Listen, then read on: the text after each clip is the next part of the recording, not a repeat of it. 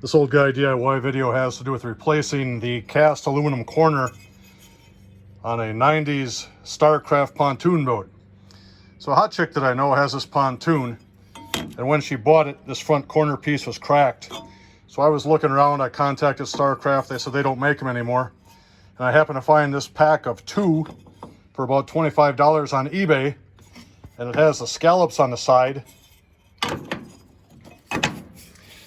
And when you set it down in place, it locks in perfectly with the trim pieces on this old Starcraft pontoon boat. So it looks like it's a good cost-effective solution. What I'm going to do now is drill a 3/16 hole over here and put a rivet in. I'll put a 3/16 rivet here, and then that thing will be installed.